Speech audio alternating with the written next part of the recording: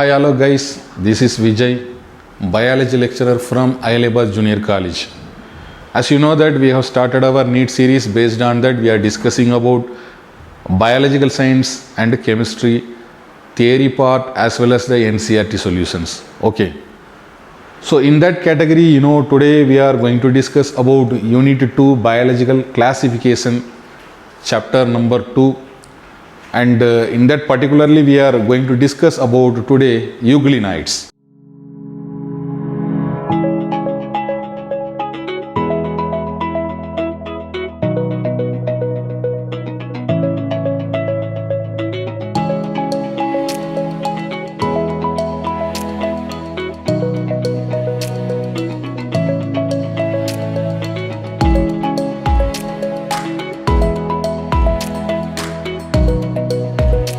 Let us talk about these euglenides. So euglenides is one of the category, comes under the kingdom Protista. Okay. So we are going to discuss about the characteristic features or the salient features of these euglenides. Okay. Yes. Let us discuss about one by one. These euglenides is one of the unicellular organism. Yes. So when we are talking about the size and structure of this particular organism belongs to these euglenides are unicellular. Okay. So the best example for this category is euglena. Euglena is the best example for this category of organisms. Okay. So these organisms, both the plants as well as animals. So the both plants as well as animal characteristic features these organisms may possess. So they have both plants and animals characteristic features. That means the organism behaves as a plant and also the organism behaves as an animal. So both the characteristic features, there are few characteristic features that could be seen for this particular organism. Okay. So when we are talking about the evolutionary point of view, these euglenides are the more advanced than the blue-green algae. As comparing to this blue-green algae, these organisms are advanced organisms as comparing to this blue-green algae. Okay. Now you see the organism, they possesses stained nucleus. Nucleus are present and the chlorophyll, that is not scattered around in the it is not scattered around as in the form of granules. Okay. Say for example, the structure of the euglena. Yes.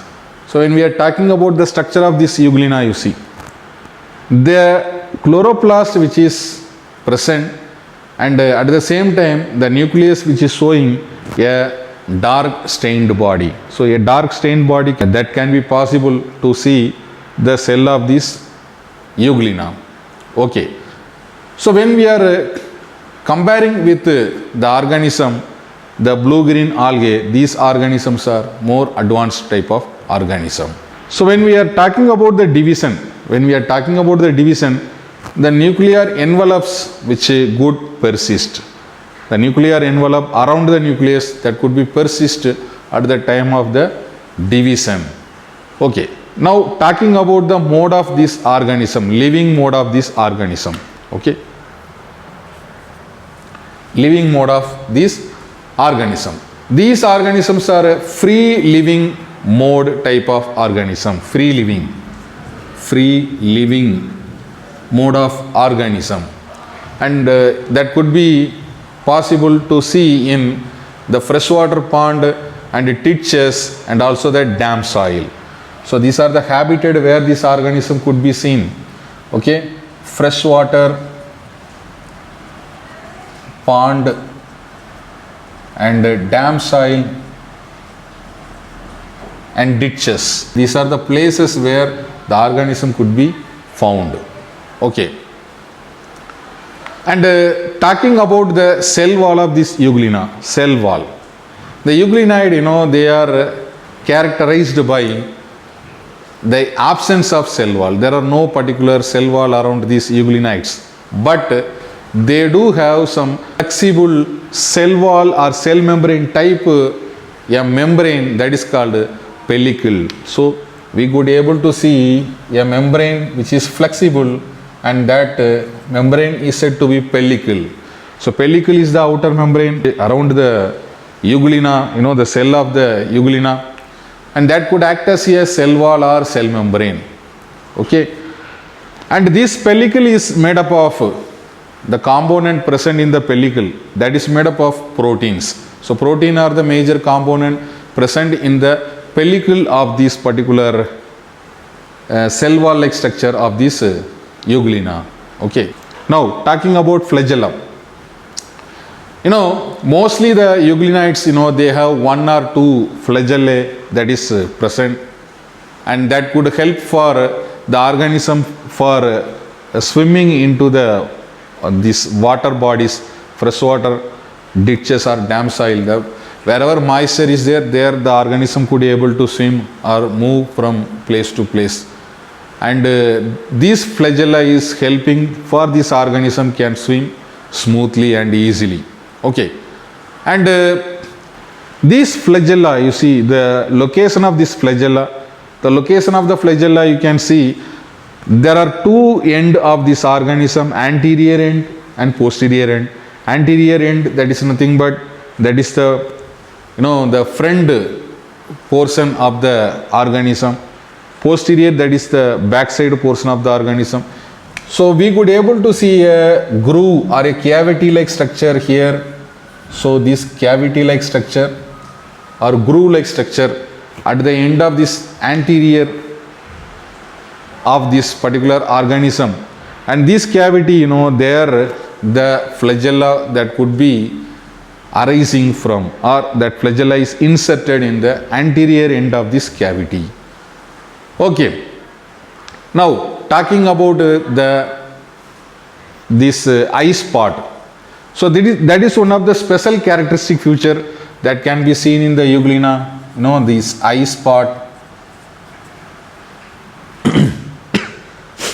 So this eye spot, that is a red color pigmented like structure, and this particular pigment is called as astaxanthin.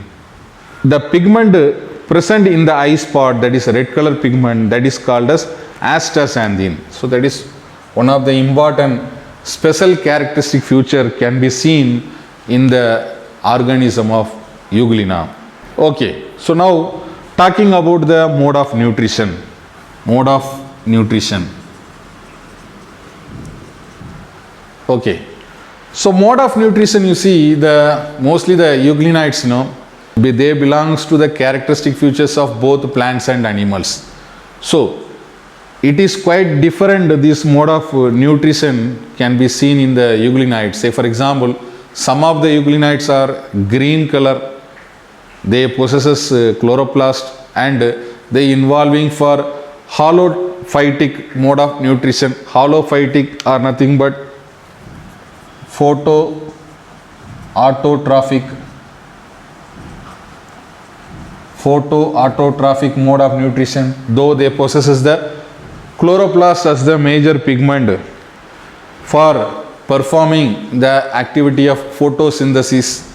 Okay, and there are few other examples of this euglena. They are non-green euglena, so they does not have this chloroplast pigments.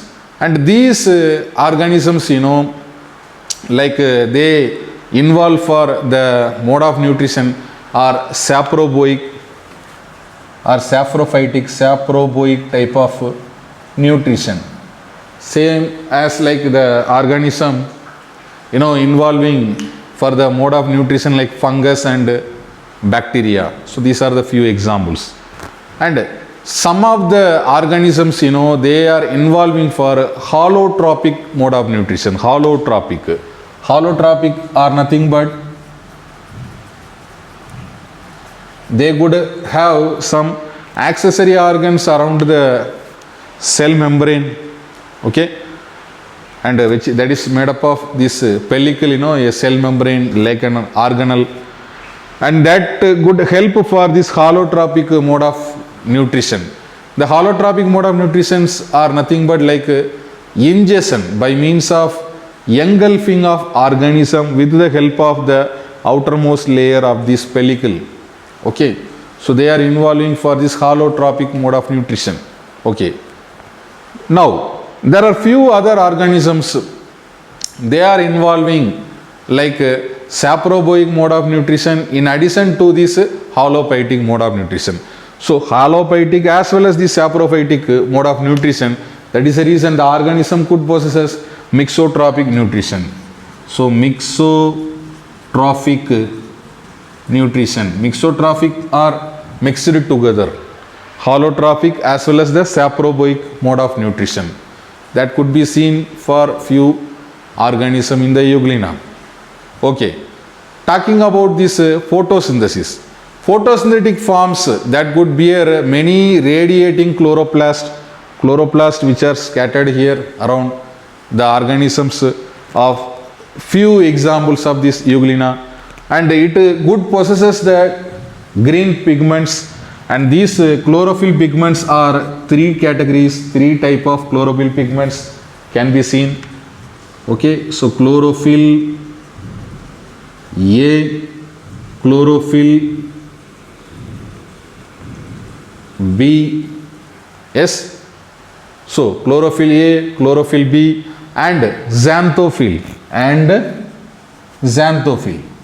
So these are the different type of green pigments can be seen in the chloroplast that could help for the photoautotrophic mode of nutrition, where the sunlight is used as a source of energy. Okay, and there are two other type of nutrition that is absent in the few examples of this euglena. Say for example, holotrophic,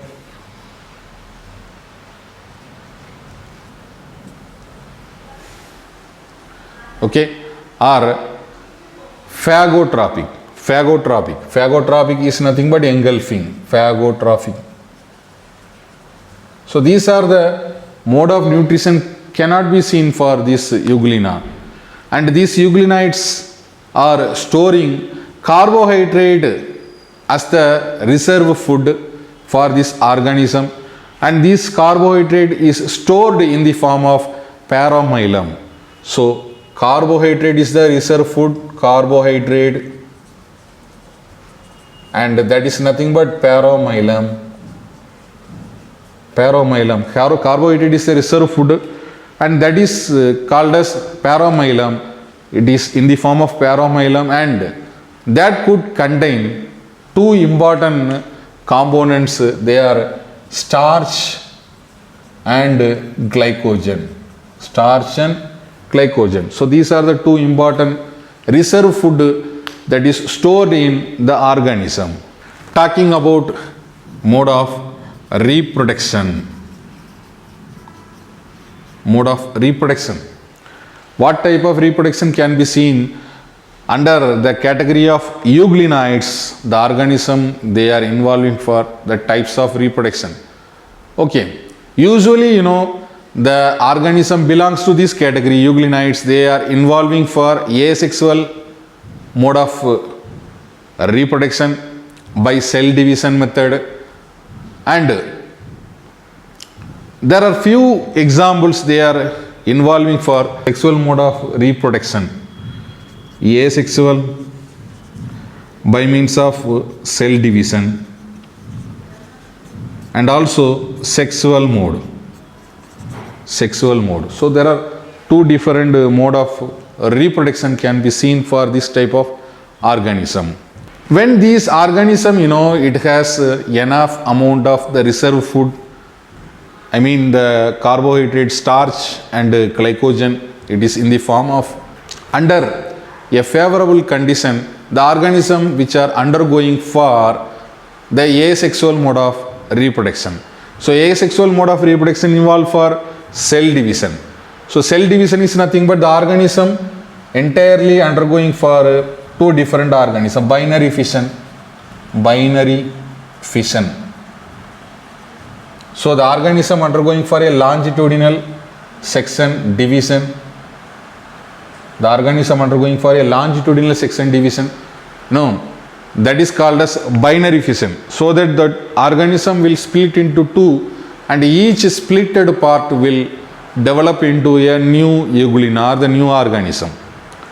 And whenever this division is undergoing, at that time the flagella that could disappear from this anterior cavity, before the division, the flagella that could disappear, and this anterior cavity longitudinally dividing into two equal part then, and these two equal part will produce into two different organisms, and they are involving for this asexual mode of reproduction. So binary fission is one of the familiar type of reproduction can be seen for this unicellular organism. Say for example, this could be seen for the organism like bacteria as well. Okay. So next, talking about the cyst formation. What do you mean by cyst formation? Talking about cyst formation. Okay. Some of the organisms, they good able to form cyst, and many of them, which are non-flagellate, though they do not bear the flagella as an accessory organ, the organisms, under the favorable condition, they could form into multiple layers of small or other organisms that could form this cyst formation. Okay, cyst formation is one of the example for the organism belongs to these euglenites. Okay, next talking about the different stages which are involving for this cyst formation. And this cyst formation, when it is forming, the organism could able to form an outermost layer that is made up of some mucilaginous sheath, that is the outermost layer, and that could protect, it is made up of a gelatin like structure, and that could protect this organism to protecting the cyst present inside. And this particular stage, that could able to resemble like a Pulmonella stage. So Pulmonella stage is one of the most famous stage of the organisms involving for under this cyst formation. And examples for this organism when we are talking about. So examples for these particular organism, euglenide flagellates, like euglena is one of the best example for this category, and also Perenema is another example. Perenema is the another example. So this also one of the unicellular organism. We are going to discuss about the characteristic features or the salient features of these euglenites.